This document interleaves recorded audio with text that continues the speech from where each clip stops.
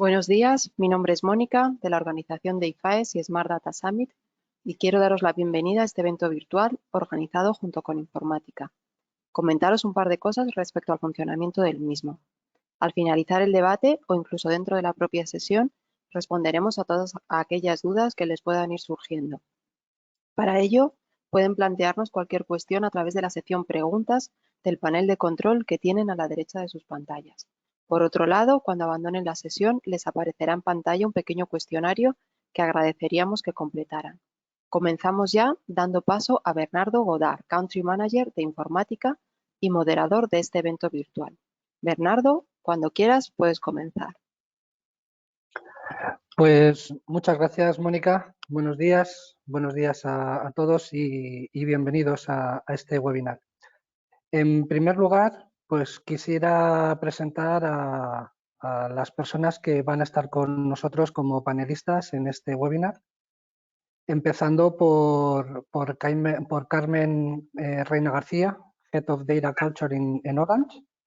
Buenos días, Carmen. Buenos días. Eva Montoro, Head of Advanced Analytics and Data Science en Santander. Buenos días, Eva. Hola, buenos días a todos. Sonia Casado, Chief Data and Analytics Officer en Imedia Biceum. Buenos días, Sonia. Buenos días. Y Ana Ruy Pérez, Head of Business Intelligence B2B en Endesa Enel. Buenos días, Ana.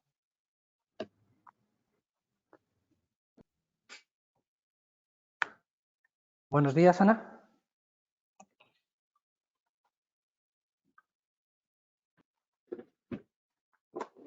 Parece que tenemos algún problema de sonido con Ana. Sí. Hola, buenos días, perdona. Buenos días, Ana, ¿cómo estás? Muy bien, oye, pues bienvenidas y muchísimas gracias por vuestra participación en este webinar. El webinar que trata de los retos y oportunidades en el mundo de los datos y también con foco en el liderazgo de los datos impulsados por mujeres, de los cuales, por supuesto, pues queda clarividencia con vuestra participación. En primer lugar, quería empezar el webinar, si os parece bien, con algunas preguntas y algunas reflexiones con vosotras. Como bien sabéis y todo el mundo sabe, hemos pasado un 2020 difícil y parece que los cambios que todos hemos tenido que asumir han provocado una nueva realidad que parece que continúa al entrar en el 2021 y que probablemente seguirá y continuará bastante tiempo o quizá para siempre. Entonces, quería preguntaros, ¿han cambiado en 2021 los retos a los que os venís enfrentando como líderes en la gestión de los datos en vuestras organizaciones y habéis identificado en estos retos oportunidades para la aceleración digital de vuestra empresa? Empezamos, ¿os parece, Sonia? Si te parece bien contestar toda esta pregunta. ¿Has identificado estos retos y han sido identificados como oportunidades para la aceleración digital en tu compañía? Sí, gracias, Bernardo. Bueno, efectivamente, yo creo que todos sabemos que han cambiado cosas, ¿no? Yo antes de hablar ya del 2021, yo creo que hay que repasar brevemente lo que nos ha cambiado en 2020. Nosotros hemos visto muchos cambios, evidentemente, no voy a hablar desde el punto de vista de la sociedad, ¿no? Pero hay dos cosas que sí que han cambiado radicalmente y es, por un lado, las preguntas, necesidades de negocio que se hacían tanto nuestros clientes como internamente a la compañía, lo que teníamos que resolver, y se ha acentuado todo lo relativo a esto que impacta en nuestras cifras de negocio, cómo esta crisis sanitaria cambia a los consumidores, qué nuevos hábitos ocurren, se están dando a la población, cada uno de nosotros a nivel personal, cómo esto condiciona nuestras conductas de compra, cómo nos relacionamos con las distintas marcas. Entonces, todo este contexto ante esta crisis sanitaria ha cambiado radicalmente, como todos sabemos, con lo cual eso cambia las prioridades. Y luego otro gran factor, que es el segundo que quería destacar, es que todos sabemos que ha cambiado todo lo que tiene que ver con el teletrabajo, teleasistencia, logística, e-commerce, con lo cual lo que hemos pasado es de un mundo, vamos a decir, más físico a un mundo más digital, porque estamos realizando muchísimas cosas de las que antes hacíamos en la ciudad, en el entorno rural, urbano, las hacemos en casa, ¿no?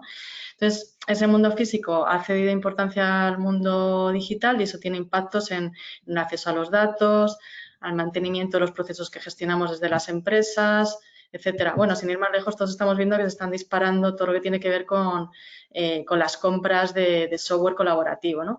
Entonces, bueno, con estas dos premisas de lo que nos ha pasado en 2020, pues, ¿qué vemos nosotros de cara a 2021? Pues que evidentemente se mantiene la inercia y aquí en esta inercia, pues al final hay empresas que han salido favorecidas, ¿no? Por temas de salud, todo lo que tenga que ver con oficina en casa, deporte en casa, etcétera, logística. Y hay otras empresas que los retos han venido más por, bueno, pues necesidad de reducir costes en un entorno de comprometido de ingresos. Y, en definitiva, con estas dos disyuntivas hay ocasiones en las que a ciertas empresas ha favorecido la crisis sanitaria y otras a las que está golpeando fuertemente, todo esto te lleva a replantearte tres cosas clave que son, al final, el core de lo que estamos hablando en esta mesa redonda, ¿no? Por un lado, datos, en segundo lugar, tecnología y, en tercer lugar, la inteligencia para sacarle todo el partido a toda esta información. Entonces, nosotros sí que nos hemos replanteado, al final nosotros damos servicios a otras empresas, nos hemos replanteado qué tipo de información era necesario capturar, priorizar en este nuevo contexto, sabiendo que la sociedad es más digital, qué nuevas oportunidades hay de capturar esta información y, en cualquier caso, compaginándolo con cómo se está avanzando la normativa española, europea, con todas las cuestiones relacionadas con el Reglamento General de Protección de Datos, todo lo que muchos de los que estamos aquí seremos conscientes de que está pasando alrededor del mundo de las cookies, etcétera. Con lo cual, lo que estamos viendo es qué nueva información tenemos que priorizar para resolver estas necesidades que han cambiado en todas las empresas. O sea, el foco, la prioridad ha cambiado, qué nueva información capturar, qué nuevo enfoque matemático-tecnológico aplicar y con esto dar mejor respuesta a las prioridades de negocio. Entonces, yendo al kit de tu pregunta, ¿esto ha empujado la aceleración digital en nuestro caso? Sin duda, porque ha pasado de ser una prioridad a una necesidad. Yo creo que la ventaja que nosotros teníamos es que creo que estábamos bien preparados y lo que hemos hecho ha sido poner más foco en aquellas cosas que internamente nos iban a permitir afrontar mejor esta situación y dar mejor servicio a nuestros clientes. Pero que se han identificado oportunidades y necesidades de acelerar esa transformación digital en nuestras empresas, sin duda hay un mayor foco de toda la dirección y eso es una oportunidad. Muchas gracias, Sonia. Efectivamente, como bien dices, las necesidades de negocio pues, han cambiado, hay nuevos hábitos y para todas vosotras, como responsables de una u otra manera de esa gestión de datos dentro de vuestras organizaciones, uno de los principales objetivos y retos siempre es alinear las estrategias de datos con la del negocio. Y a ese respecto quisiera preguntaros, ¿lo habéis logrado? Es decir, alinear esa estrategia de datos con la del negocio. ¿Y cómo conseguís que los datos sean vistos como activo de valor dentro de vuestra organización? Eva, en el Santander, ¿cómo conseguís que esos datos sean vistos como activo de valor dentro de vuestra organización? Bueno, yo creo que en la teoría, ¿no? Nadie pone en duda cuando hablas de que los datos es un activo de valor para la organización. Quizá lo complicado es realmente llevarlo a la práctica y que el negocio lo vea como realmente un valor, ¿no? Hablaba si lo hemos conseguido. Yo diría que estamos ya a punto de, ¿vale? Porque creo que es un camino muy largo, pero que lleva mucho tiempo. Pero yo creo que podemos decir en este momento, al menos en el Santander, que esa estrategia de datos y esa estrategia de negocio está alineada. Tengo que decir que no ha sido un camino sencillo, porque, como decía, la teoría dice mucho, ¿no? de que el dato es un activo de valor, pero luego te encuentras con inconvenientes, sobre todo hablábamos de la tecnologías que no estaban suficientemente preparadas, el tema del gobierno del dato no suficientemente depurado ni puesto en funcionamiento. No nos olvidemos del tema de la calidad de datos, ¿no? que lanzas muchas veces una prueba de concepto y al final el algoritmo matemático es bueno, lo que estamos intentando resolver es correcto, pero nos encontramos que los datos no están con la suficiente calidad con la que precisamos, ¿no? Entonces, el resultado tampoco es el adecuado. Entonces, yo diría que ha sido un camino largo, es un camino que todavía hay que seguir recorriendo porque nuestro trabajo es un trabajo en continuo aprendizaje. Las tecnologías están evolucionando muy rápido. Hablábamos que ha sido el 2020, ha sido un año complicado donde el negocio nos está requiriendo muchísima más información para hacer que las compañías sigan avanzando. O sea, que yo nunca creo que podemos decir que hemos acabado el camino porque nos queda mucho por recorrer, pero creo que sí que estamos en condiciones de decir que 10 años después, porque esto lleva mucho tiempo, sí que esa estrategia de datos y esa estrategia de negocio están alineadas. Muchas gracias, Eva. Ana, en Endesa, efectivamente los datos están, digamos, vistos como activo de valor. Ese alineamiento que comentaba Eva, ¿también se da en Endesa Enel? Bueno, yo estoy totalmente de acuerdo con lo que acaba de decir Eva. Al final, el dato, o sea, que el dato es un activo, yo creo que es algo que tenemos todos muy claro. Una de las grandes barreras que hay con los datos, por lo menos con las que nos hemos encontrado en Endesa, es un tema de compartir y hacer visible toda la información. Yo creo que todas nos hemos encontrado a lo largo de nuestra carrera gente celosa de compartir su información, ¿no? O sea, precisamente porque todo el mundo sabe que la información es valor, es muy celoso de compartir esa información, ¿no? Entonces, bueno, yo creo que esto es algo en lo que en Endesa se ha trabajado mucho, Endesa Enel, todos estos desde hace ya varios años, con distintas iniciativas. Pues, por ejemplo, se creó una comunidad de expertos de datos en la que estamos todas las personas que trabajamos con datos dentro de toda la organización de Endesa.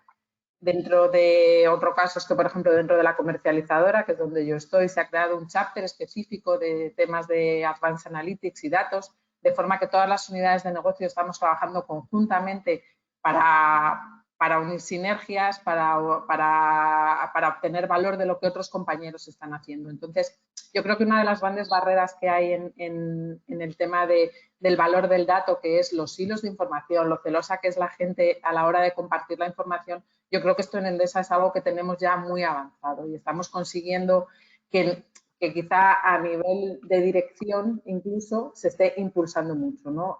Todo el tema del dato. Y desde luego creo que en Endesa todo el mundo tiene claro que la información aporta un valor muy grande al negocio y ayuda mucho a crecer el negocio. Y obviamente, pues como decían mis compañeras, el 2020 ha sido un año clave en esto, en hacerse más en realidad todavía la importancia de los datos, ¿no? Muchas gracias, Ana. Carmen, ¿en Orange la situación es similar a lo que comentaba Eva y Ana? Sí, en Orange es muy similar. Nosotros por estrategia hemos creado un departamento hace ya unos años de datos, donde todos los perfiles pues están relacionados con los datos. Hemos creado este departamento y hemos contratado perfiles como, por ejemplo, científicos de datos, ingenieros de datos, gobierno del dato, tenemos visualizadores, todos los perfiles relacionados con el dato. Esto nos proporciona una manera de poder trabajar y garantizar la calidad de este dato. Aparte de esto, este departamento trabajamos en toda la compañía con metodología Agile. La metodología Agile es una metodología que es muy potente y además permite el que los equipos técnicos colaboren directamente con equipos de negocio, compartiendo pues todo lo que es la resolución, ¿no?, de los problemas de negocio. Entonces, esto lo que hace es que al trabajar conjuntamente se compartan datos, se trabaje de una manera para un bien común, para la resolución de los problemas de negocio. Otra de las iniciativas que hemos hecho, además de trabajar con metodología Agile, es lo primero de todo, lo que planteamos fue crear un Data Warehouse unificado, de tal manera que todos los datos se garantizaba la calidad del dato, ¿no? Porque es un repositorio único que tenemos en en la empresa donde se puede acceder a datos, tanto la parte técnica, los perfiles técnicos como perfiles de negocios, con lo cual garantizamos que además se siguen unos procesos de gobierno del dato con todos los datos catalogados, todos los datos pues trabajados, transformados y podemos así de esta manera pues el tener la garantía de que la alineación de negocio y los equipos técnicos está garantizada de esta manera y además con datos de calidad. Estamos trabajando en ello, no es que todavía lo tengamos resuelto, pero tenemos bastante ya hecho. Muchas gracias, Carmen. Y Sonia, en vuestro caso en Imedia, digamos, esa visión de valor de los datos como activo dentro de vuestra organización, ¿también es parecido? Sí, justo en nuestro caso todo nace de la necesidad de negocio, de la estrategia de negocio.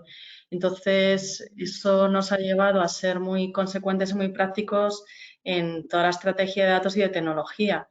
No ha nacido una iniciativa de monto el data warehouse o monto una tecnología o monto un cloud, etcétera, sin que hubiera previamente la necesidad. Entonces, el momento que todas las palancas para decidir qué datos capturo, cómo los estructuro, con qué periodicidad los capturo, cómo doy acceso a ellos, el hecho de que partiera claramente la necesidad de negocio hace que no hubiera dudas en cuál es el sitio o el punto al que quieres llegar, con lo cual absolutamente estamos muy alineados.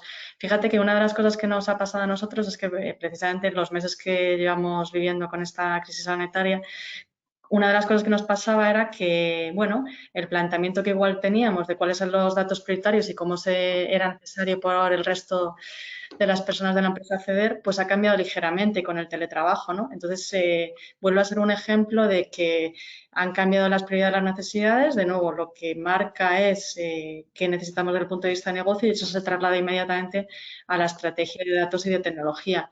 Entonces, como es el punto de partida, la verdad que no hay ninguna duda. Yo creo que aquí el punto es, en vez de trabajar desde la perspectiva de las capacidades, ¿no? Yo en esto siempre pienso en todo lo que tiene que ver con la tecnología de consumo, móviles, tablet, etcétera, que muchas veces no usamos todas las funcionalidades que tienen las cosas, ¿no? Están ahí, pero no somos capaces de sacarle partido. Y en cambio, en el momento que tú lo que haces es, partiendo de una necesidad, trasladarlo a los datos de la tecnología, que es el medio, no es el fin. Todo el mundo decimos que los datos son la gasolina, pero es el medio. Yo lo que quiero es conseguir un resultado. Yo no quiero datos per se. Entonces, en ese sentido, es súper alineado en nuestro caso. Muchas gracias, Sonia. Bueno, como habéis comentado, pues todas, efectivamente, los datos son importantes para el negocio. En los últimos años hemos visto un impulso importante de las nuevas iniciativas de gobierno del dato y además uno de los casos de uso frecuentes, como incluso comentaba concretamente Carmen, es esa, digamos, esa generación, dejarme decir, esa modernización de Data Warehouse hacia nuevas estructuras de Data Warehouse o de Data Lake. Y Eva, en vuestro caso concreto en Santander, estas iniciativas siguen siendo, digamos, prioritarias para vuestro área y en tu opinión, ¿hay que hacer algo especial para la gestión y gobierno de datos en la nube? ¿Hay un tratamiento especial de los datos por estar en la nube y para que eso gestión y gobierno del dato sea un éxito en la nube?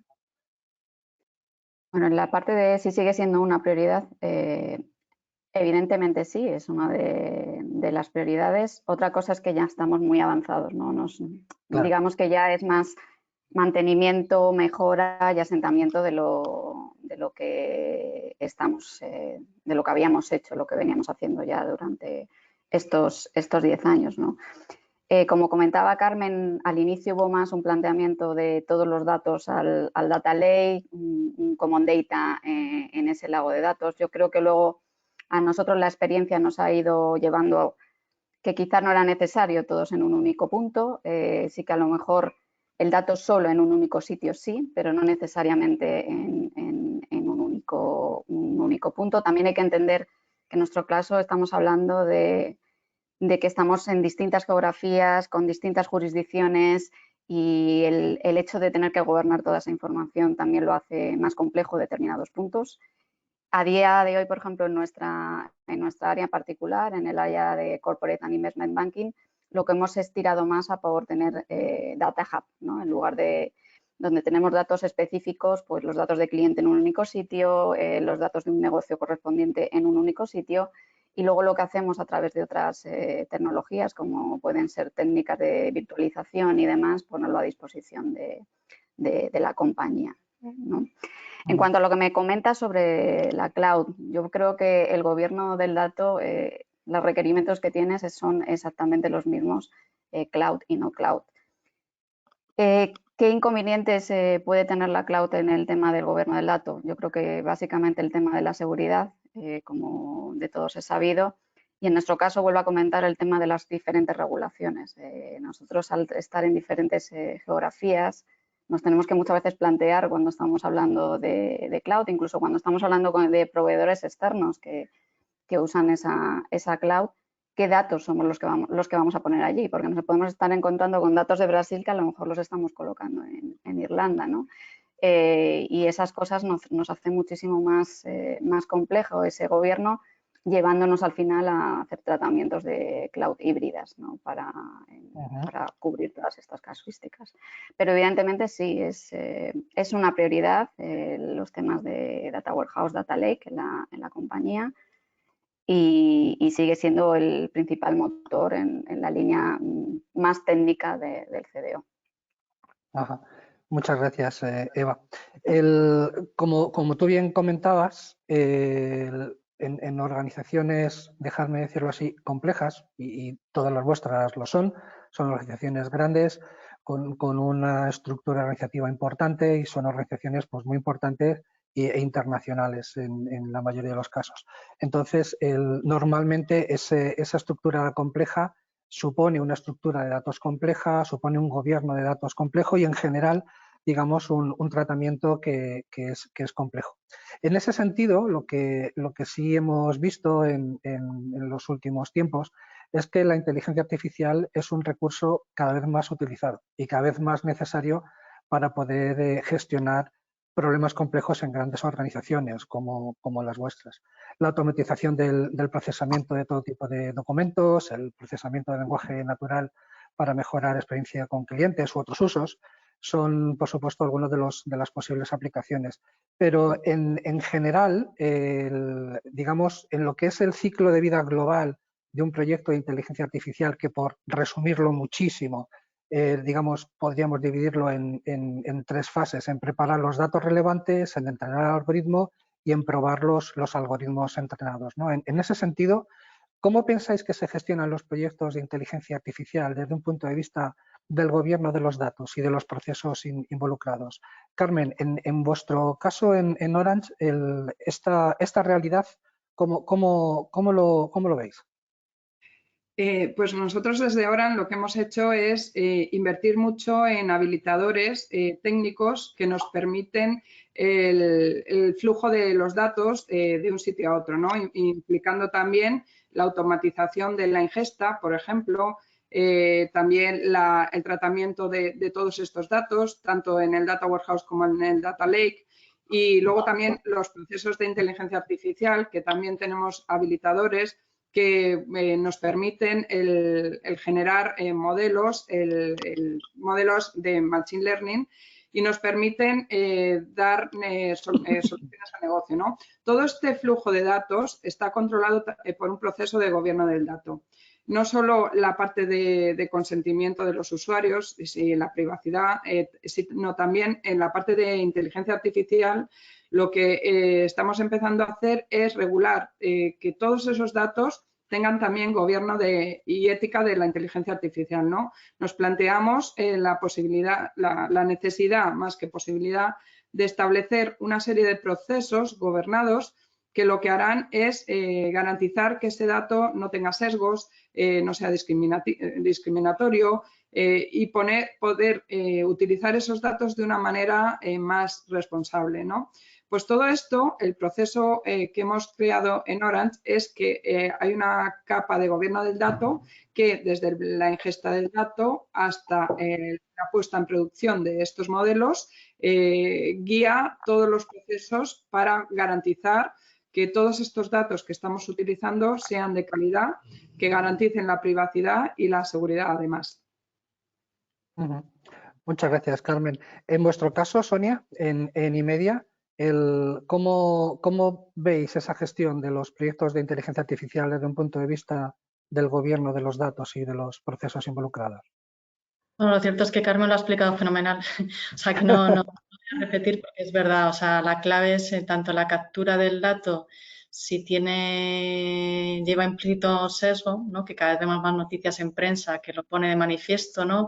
Se ve mucho con temas de género, también incluso temas de recursos humanos, la contratación, ¿no? O sea, ese tipo de cosas. Entonces hay que tener mucho cuidado en esos procesos de gobierno del dato, ser consciente a priori de qué sesgo histórico hay en los datos que estás analizando y luego una vez que has desarrollado y ajustado el algoritmo de inteligencia artificial y lo tienes disponible para ponerlo en producción, frente a todos los agoreros que dicen que con la inteligencia artificial van a desaparecer un montón de puestos de trabajo, que puede ser, lo cierto es que surgen otros adicionales y yo creo que para tranquilidad de todos, por encima de un algoritmo de inteligencia artificial sigue siendo necesario la supervisión humana para ser capaz de detectar cosas que están ocultas en los datos y que el algoritmo per se aprende de los datos, no tiene la ética, el algoritmo no lleva implícita la ética.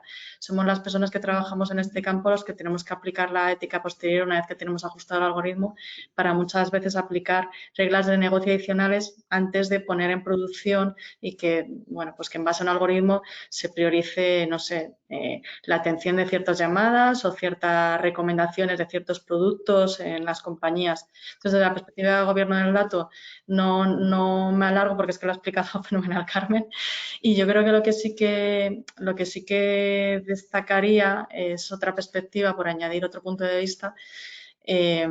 Cada vez hablamos más de inteligencia artificial, lo cierto es que la base matemática lleva muchísimos años con nosotros, o sea, es un tema de nomenclatura.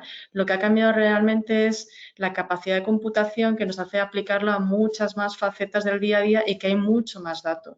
Entonces, para mí la lectura del tema de inteligencia artificial es que muchas veces cuando nos enfrentamos a ello lo pensamos desde el punto de vista del business case, de la aportación incremental de negocio que se va a conseguir y, por supuesto, no seré yo quien diga que no hay que hacerlo, pero también tengo la certeza que aquellas empresas que se queden en el grupo en el pelotón de cola y que no la aporten en medio plazo van a sufrir muchísimo para mantenerse al mismo nivel del resto de competidores de su sector.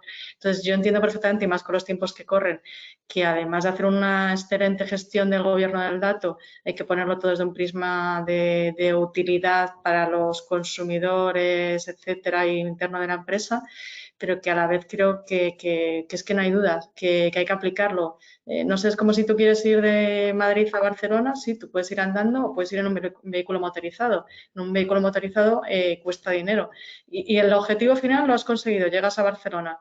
Pero, hombre, entre medias pasan muchas más cosas, hay muchas más oportunidades, liberas recursos, etcétera. Entonces, yo creo que aplicar la inteligencia artificial esté en las estrategias de todas las compañías y no solo desde la perspectiva del gobierno del dato me parece fundamental. Muchas gracias.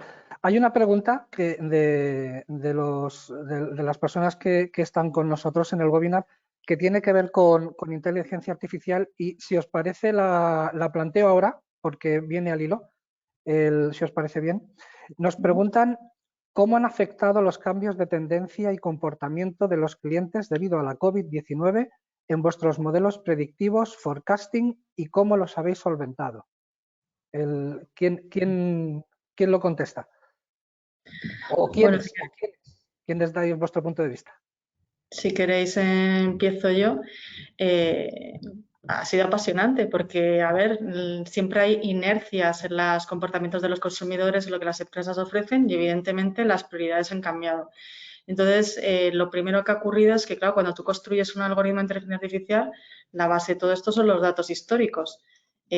Cada vez, bueno, según el contexto, el volumen de datos, puedes necesitar menos histórico, también es una cuestión de ocurrencias o de eventos que vas a analizar.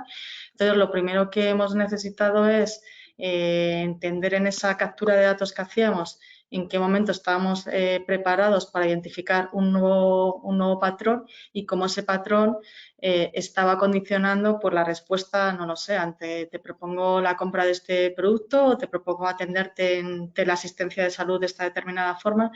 Entonces, ha supuesto reajustar, por supuesto, los algoritmos porque tenemos unas nuevas situaciones o eventos que antes no ocurrían en los datos. Si antes estábamos capturando, pues que, por poner un ejemplo, que el volumen de compra que hacíamos los consumidores a través de e-commerce en online, por decir algo, en términos generales en España está en torno al 5-10%, todos sabemos que se ha disparado.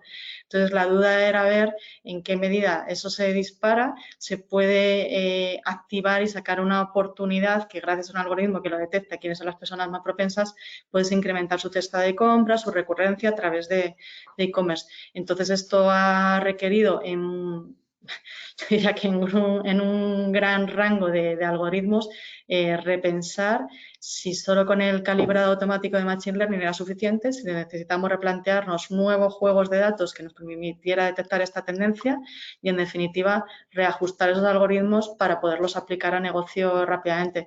Pero este ejercicio, que evidentemente nos supera el momento de shock, ¿no?, de marzo, yo creo que nos ha saltado en todos los ámbitos y yo creo que paulatinamente en todas las empresas estamos haciendo ese repaso de qué eventos qué nuevos comportamientos y tendencias vemos que han ocurrido. Lo tengo recogido en el set de datos con el que venía trabajando, que tengo que capturar de nuevo. En el momento que me cambia el juego de datos y cuál es la distribución de los datos que estoy analizando, el algoritmo se está ajustando correctamente, lo tengo que revisar, tengo que hacer algún cambio en el entorno productivo a la hora de aplicar los outputs del algoritmo, con lo cual la verdad que ha sido muy divertido, apasionante. Muy bien. ¿Alguna más queréis complementar lo que comenta Sonia? Sí, no, yo por mi parte... bueno, Carmen.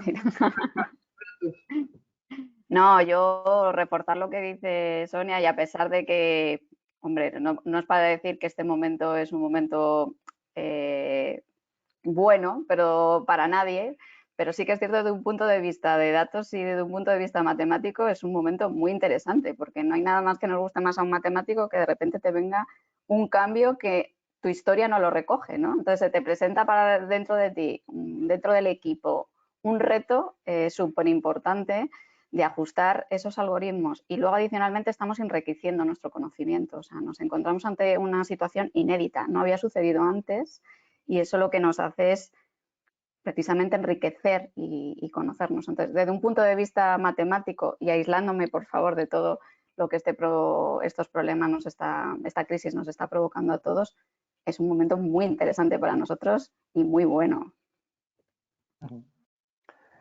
Carmen, ¿tú querías? Sí, yo coincido con Sonia y con Eva, que hemos tenido que reajustar los modelos, pero también ha supuesto un cambio desde el punto de vista de la telco, que ya sabéis pues, que con el móvil pues, vamos de un sitio a otro. Para los patrones de movilidad, por ejemplo, hemos tenido un proyecto súper interesante de ayuda a emergencias, ¿no?, al servicio de emergencias de la Comunidad de Madrid, puesto que en el primer desplazamiento, en el confinamiento de marzo, se notó que la gente se iba a los pueblos de la Comunidad de Madrid, ¿no? Entonces, el servicio de emergencias tenía que predecir o tenía que preparar las ambulancias para pues, llevar a los pacientes a los hospitales. Y bueno, tuvimos la suerte de haber colaborado con ellos para que ellos tuvieran la previsión. Ha supuesto esto un reto en cuanto al tema de los datos, en cuanto al tema de los modelos, pero bueno, vamos ajustando tal y como ha contado Sonia también en Orange. Claro. La verdad es que esto de la inteligencia artificial levanta pasiones, porque aquí hay otra pregunta, si os parece la comento también, la pongo en común con vosotras. Dice que se habla de la utilidad y el valor de los datos y de su proceso con algoritmos de inteligencia artificial, pero se especifica poco en qué se usan, qué beneficios se obtienen y en qué áreas se aplican. Todos conocemos las aplicaciones en marketing, cross-selling, recomendación, churn, etcétera, pero hay más nichos de utilidad. ¿Hay más nichos de utilidad que no sean obvios? Bueno, supongo que sí, supongo que en cada una de las áreas de negocio supongo que sí, ¿no? No sé si queréis comentar algún ejemplo por ilustrar, no sé qué os parece. Bueno, si queréis arranco yo. O sea, yo creo que hay muchos ejemplos en el área de comunicación porque como está muy relacionado directamente a ventas, ingresos, yo creo que tradicionalmente ha nacido mucho en esta vía. Pero todo lo que tiene que ver con sector industrial, vigilancia, optimización de recursos, disminución del consumo energético. O sea, yo creo que hay infinidad de casos. Lo que pasa es que como no están en áreas de marketing que además se dedican a comunicarlo, pues tal vez no es visible y en una experiencia de como consumidor o persona de la sociedad no lo vivimos tan directamente. Pero en el entorno industrial hay miles de ejemplos. O sea, no sé, desde cómo optimizar el consumo energético en temas de transporte a cómo optimizar las rutas en todo lo que es el reparto logístico, hasta, bueno, cada vez hay chats bot más inteligentes, porque una cosa es que tengas un chatbot con reglas de negocio simplistas, que en el fondo lo que tienes es unas reglas de si me dices sí, te contesto tal, si me dices no, te contesto tal, pero ahí no hay inteligencia, pero cada vez hay en la parte de teleasistencia, de diagnóstico, incluso lo que es el diagnóstico por imágenes, también hay infinidad de ejemplos. O sea, que yo creo que lamentablemente es verdad que lo que más se conoce es marketing y comunicación, pero bueno, dejo a mis compañeras porque hay muchísimos ejemplos. Yo por unir un poco con el mundo de gobierno y calidad de datos que hablabais, nosotros, por ejemplo, tenemos iniciativas de cómo usar la inteligencia artificial precisamente para mejorar el gobierno y la calidad de datos. O sea, directamente no afecta, no es un caso de uso de mejora de negocio directo, pero como os decía al inicio, ¿no? La calidad de datos precisamente es un hándicap para que esos proyectos sean exitosos, ¿no? Entonces nosotros sí que estamos lanzando iniciativas, por dar un caso que quizás es diferente, no estamos hablando de negocio per se, de usar la inteligencia artificial para mejorar tanto la calidad del dato como es, por ejemplo, la alimentación de metadatados que luego nos mejore ese gobierno. Bueno, yo creo que, por ejemplo, no es mi caso porque no es mi ámbito de negocio, pero yo creo que todos sabemos que ahora mismo el Machine Learning se está usando, por ejemplo, muchísimo para mejorar las áreas de recursos humanos. O sea, el People Analytics yo creo que es algo que está ahí y que está avanzando mucho. Entonces, y no es un caso de negocio, ¿no? O sea, es un caso de recursos humanos y de mejorar la experiencia de empleado, ¿no? Que tanto se habla últimamente. Entonces, yo creo que este es otro caso claro en el que la inteligencia artificial está ayudando. Sí. ¿Quieres añadir algo, Carmen? Sí, yo creo que la inteligencia artificial ayuda a todas las áreas de la compañía. Es transversal y cualquier caso de uso de negocio prácticamente cualquiera puede ser tratado con inteligencia artificial. Con lo cual es una cosa que hay que ya implementar en las empresas y empezar.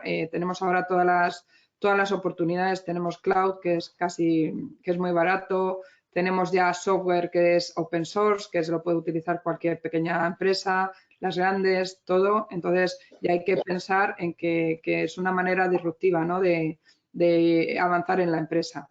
Y yo animo a que bueno, pues que los responsables ya empiecen a implementarlo en sus empresas.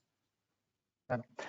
Muy bien, pues efectivamente yo creo que habéis nombrado varios casos, ¿no? En logística, industria, como comentaba Sonia, en temas de calidad continua, todo eso que comentaba Sonia, tema de gobierno del dato, comentaba Eva, el tema de gestión de recursos humanos, Ana y bueno, y Carmen, tú lo has rematado, ¿no?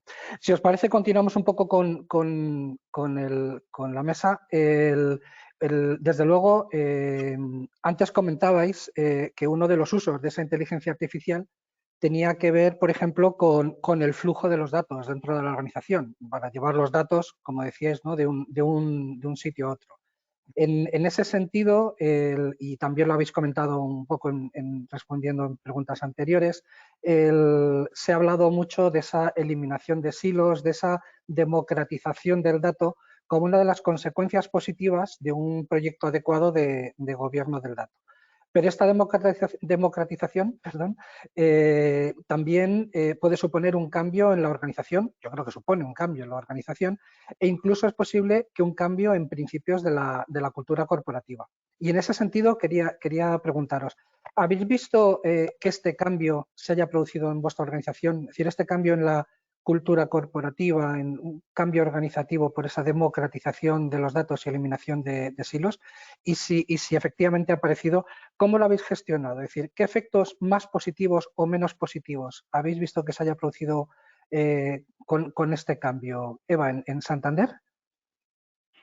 Bueno, yo creo que en Santander, como decía, nosotros empezamos el camino hace 10 años, ¿no? En nuestro caso, a ser banca, muy movidos por regulaciones, por una regulación en concreto en la parte de riesgos y capital. Entonces empezamos hace 10 años con todos los inconvenientes que había, y 10 años después yo creo que sí que podemos decir que hemos conseguido ya prácticamente esa democratización. Como decía al inicio, es un camino muy largo, pero tiene mucho que ver con la cultura corporativa y cómo hemos sido capaces de moverla, ¿no? A nosotros yo creo que nos vino bien al inicio, bueno, tener un regulador que sí o sí hay que cumplir con él, ¿no? Entonces hay poco que decir, pero eso no fue al final un tema que realmente nos hiciera resolver los problemas de una manera sencilla, ¿no? Era muy complicado hacer que áreas o departamentos diferentes compartieran su información por diversos motivos, ¿no? Hablábamos el tema un poco de perder quizás esa sensación de perder poder porque estoy dando el dato a mis compañeros, o la sensación de, bueno, a lo mejor no lo estoy yo lo gobierno a mi manera y no tiene por qué ser la misma manera que lo está gobernando otro, ¿no?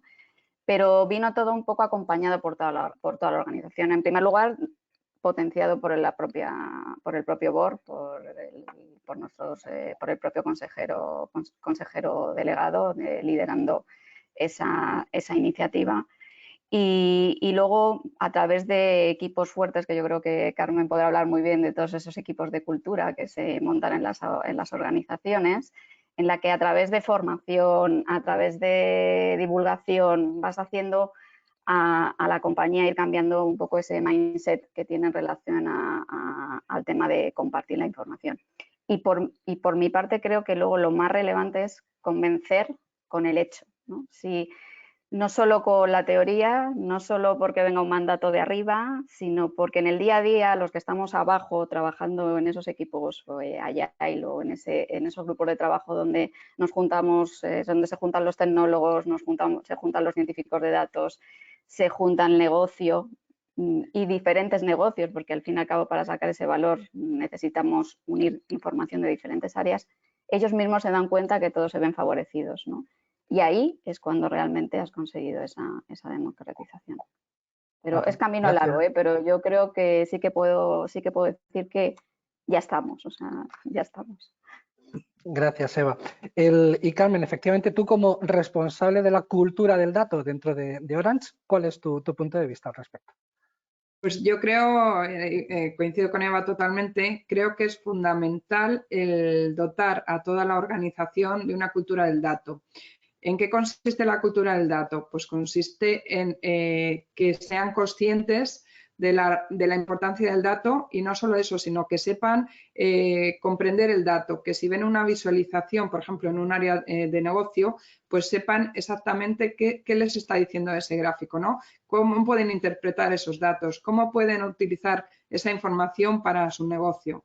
Entonces, desde Orange hemos lanzado una iniciativa que es de formación a toda la formación en datos e inteligencia artificial a toda la compañía, y que queremos formar al 70% al menos de la plantilla en 2 años. ¿Esto qué nos ha supuesto? Pues hemos tenido que lanzar unos cursos de formación desde el nivel básico hasta el nivel experto, donde cada empleado puede primero posicionarse en un nivel y empezar desde ese nivel. Con lenguaje adaptado a las áreas de negocio, con lenguaje entendible, no lenguaje muy técnico, pero para que vayan comprendiendo durante esta formación la relevancia que tiene el dato para la compañía, ¿no? Lo importante que es la alfabetización en datos de todos los empleados, porque nos enfrentamos a una nueva sociedad, una nueva era, donde el dato, como sabéis todos, y por eso estamos aquí, el dato ha cobrado muchísima relevancia. Y es necesario, al igual que hemos aprendido a leer y a escribir, es necesario también que aprendamos a conocer los datos, interpretar los datos y trabajar con los datos, ¿no? Que los usemos como una herramienta habitual en nuestro día a día, en nuestro puesto de trabajo, y que nos permita el objetivizar todo ese conocimiento que tenemos en la compañía. Esa es la iniciativa que hemos lanzado y bueno, pues que está teniendo mucho éxito en la compañía. Suena muy interesante, Carmen. Antes, en una pregunta anterior, ya habíamos hablado del valor de los datos para el negocio, de cómo el negocio efectivamente considera esos datos válidos y valorables para el negocio. Pero hay una pregunta de la audiencia que concreta la pregunta y si os parece bien, os la formulo. Dice lo siguiente, dice, como pioneras en el arranque de un proyecto de gobierno del dato en sus compañías, en vuestras compañías, ¿cómo conseguisteis convencer en la venta interna de estos proyectos? ¿Cuál es el beneficio del proyecto en el que mayor retorno de la inversión han detectado? Yo creo que la respuesta a esto puede aportar valor a muchas personas con vuestra experiencia. ¿Os parece bien contestar a esto? ¿Quién empieza? Bueno, yo si queréis, cuento que a lo mejor creo que de la mesa soy la que más experiencia tengo en temas de gobierno inicial, ¿no? El inicio es complejo, ¿vale? También tiene mucho que ver, vuelvo a decir, en el tamaño de la compañía, ¿no? y el tipo de compañía en el que nos encontremos. Para nosotros fue un trabajo arduo, como digo, y eso que veníamos con un regulador por detrás que nos apoyaba el que pudiéramos ir un poquito más rápido. ¿Cómo se logra? Yo creo que a través de tener un CDO, un equipo de datos que sea capaz de convencer al resto, o sea, tenga unas skills de comunicación y convencimiento muy fuerte. Nosotros llegamos a decir en su momento que la D, más que de data, era de diplomatic, ¿no? Porque al inicio hay que hacer una labor, más que de lo que sería nuestro trabajo, realmente nuestro conocimiento técnico, hay que hacer mucho labor de divulgar, convencer, hacer unir a las personas, ver que ellos vean que eso es provechoso, ¿no? Y eso no es fácil, no es nada fácil, pero es para mí necesario y quizás es el primer punto. Normalmente a lo mejor no se pone en el plan, ¿no? Cuando vamos a hacer un gobierno del dato, que haya una primera fase de, oye, esa fase de hacer unir, de converger a esos equipos y tener un punto de unión. Pero para mí es crítica. O sea, hasta que eso no se rompe, ya puedes poner tecnología, ya puedes poner políticas en la empresa, ya puede haber un mandato de muy arriba de que hay que hacerlo, que evidentemente ayuda y es necesario. Pero el gran hándicap son las personas, para mí. Vuelvo a insistir que es un tema de personas, que al final somos las personas las que movemos las organizaciones, ¿no? Pues si yo tuviera que decir por dónde empezar y dar un consejo a alguien que empezara de cero, es haz una buena labor de comunicación, de divulgación y hacer unir equipos, ¿vale? Además, yo creo que en nuestro momento vivimos un momento raro hace 10 años, porque por un lado empezaban a dispararse las tecnologías de Big Data, todo era como muy novedoso en aquel momento y había un poco sensación de que la tecnología iba por un lado, equipos decía antes Sonia, ¿no? La tecnología no debe ser el objetivo, las tecnologías para dar un servicio a un objetivo de negocio. Pero sí que sucedió, yo creo que pasó prácticamente en todas las compañías, porque por todas las que hablé en aquel momento, nos estábamos prácticamente en la misma situación, ¿no? Como el equipo de IT iba con, no, tenemos que ir a Big Data, tenemos que ir a los Data Lake, tenemos que no sé, y por otro lado el negocio iba por otra vía, ¿no? Entonces, esa función del CDO de ir uniéndolos, de ir haciéndolos converger, para mí fue muy relevante, y yo, si tuviera que dar un consejo, empieza por ser diplomático y hacer a la gente converger, más que la tecnología per se. Gracias, Eva. ¿Alguna más queréis contestar? Yo muy breve, Bueno, una rápido. ¿Perdón? Perdón. No, yo Muy dentro de mi poca experiencia en esto, comentar que creo que es muy importante que todo lo relacionado con el gobierno del dato no se vea como una imposición. O sea, que estoy totalmente de acuerdo con lo que Eva acaba de decir, ¿no? O sea, yo creo que esto se tiene que vender como un beneficio común para todos. Al final está relacionado con lo que yo comentaba antes también, de que nadie quiere, todo el mundo es muy celoso de la información y nadie quiere compartirla, ¿no? Pero yo creo que lo que hay que trabajar y vender, y al final no deja de ser una labor de marketing y que tienes que trabajar en la comunicación de esto, es que esto es un beneficio para todos, pero para todos, porque tú tienes información que a mí me sirve y yo tengo información que a ti te sirve, y que todo esté accesible, que todo esté procedimentado. Esto es engorroso, es un trabajo, pero yo creo que al final lo que hay que vender es el beneficio común de toda la compañía, de que este proyecto acabe en un éxito, ¿no? Sonia, ¿tu punto de vista? Muy rápido. O sea, al final el gobierno del dato y la calidad del dato es crítico, porque tú estás realizando una tarea que incluye estructurar los datos, construir algoritmo, revisarlo, ponerlo en producción, activarlo en negocio, y toda esa cadena puede irse al garete si la calidad del dato es mala, porque no se ha llevado adecuadamente toda la coordinación y gobierno del dato. Entonces, yo creo que mejor en alguna ocasión poner de manifiesto, mirar lo excelente que ha sido todo el proceso, pero los resultados no son los esperados, porque el dato de partida que tenemos no es el adecuado. Yo creo que los ejemplos hablan por sí solos. Carmen, ¿quieres añadir algo desde el punto de vista de, digamos, de esa venta interna en Orange? Bueno, pues coincido con mis compañeras de mesa, totalmente coincido con ellas. Muy bien, perfecto. Pues nos quedan solamente 7 minutos para terminar el webinar, y hay una pregunta que sí me gustaría haceros a las 4, porque además este webinar, como decíamos al principio, es sobre los retos y oportunidades en el mundo de los datos, pero también y sobre todo es sobre el liderazgo de los datos impulsado por mujeres, por vosotras, ¿no? Entonces, a este respecto, vosotras como personas responsables de vuestras áreas, siempre uno de los retos de cualquier responsable de área ha sido la atracción y la retención del talento.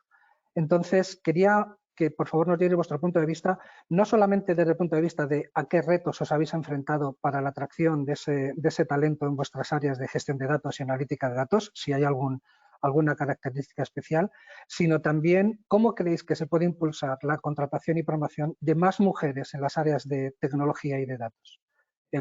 ¿Cómo lo veis vosotros? ¿Quién quiere empezar? Bueno, empiezo yo, si no os importa. Nosotros en Orange lo que somos conscientes es que los perfiles que se están contratando o que hemos contratado son muy difíciles de retener. Son perfiles muy atractivos, que hay mucha demanda en el mercado de estos perfiles, y estos perfiles, algunos son millennial, otros no, pero lo que sí que son tremendamente inquietos. Necesitan todo el tiempo reciclarse, aprender cosas nuevas. Entonces, necesitan también el tener un espacio que se sientan pues a gusto trabajando.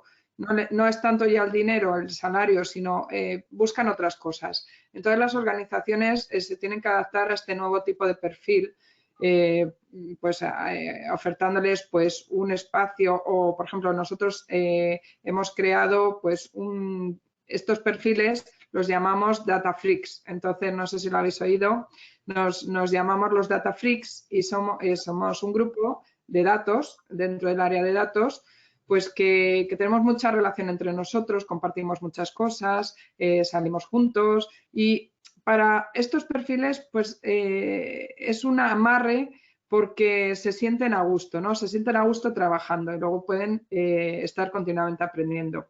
Eso por una parte de retención. Y luego para contratación, sobre todo en el tema de las mujeres, lo que hemos hecho es, hemos creado un programa de becas STEM para contratar a nuevas mujeres que necesitamos en estos perfiles tan técnicos, pues no, la verdad que no hay muchas mujeres, pero por eso queremos promocionar esto.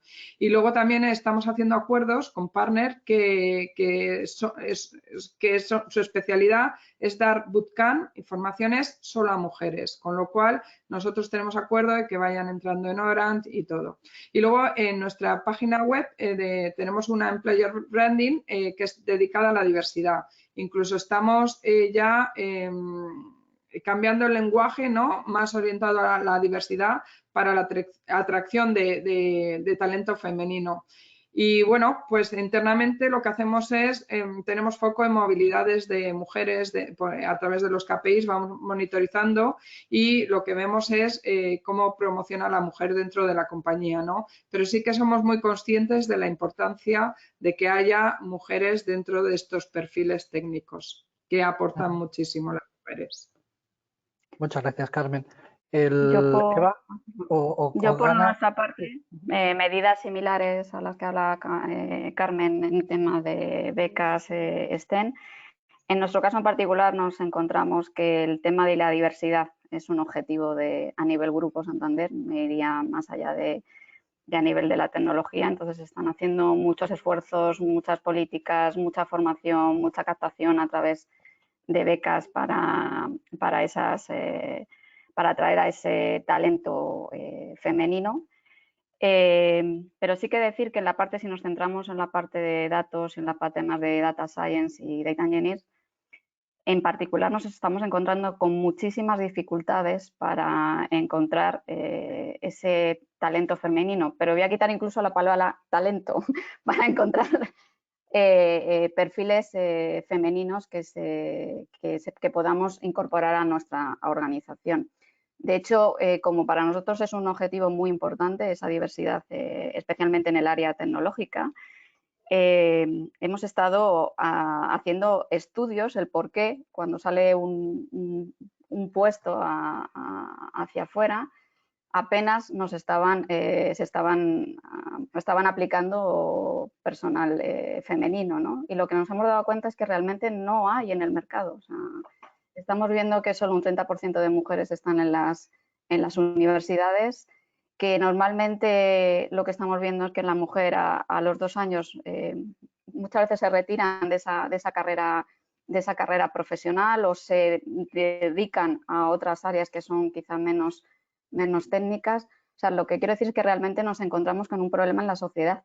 Entonces, es difícil que aunque las organizaciones quieran impulsar esa incorporación de talento femenino a las compañías, en el caso concreto de la tecnología, nos encontramos que realmente no hay población a la que poder incorporar. Entonces, es muy importante esa formación de nuestros jóvenes en los colegios, sobre todo. Yo me voy a ir a los colegios y más que a los institutos para hacer que esto cambie, ¿no? Muchas gracias, Eva. Sonia, ¿tu punto de vista? Totalmente de acuerdo con lo que han dicho ellas y por no repetirme, yo voy a destacar, además que nos quedamos sin tiempo, voy a destacar 2 cosas y me uno precisamente a lo que acabas de decir, Eva. Yo creo que la prioridad es en la infancia, en los colegios. Necesitamos modelos, espejos en los que las niñas se vean y eliminar sesgos. Y eso no ocurre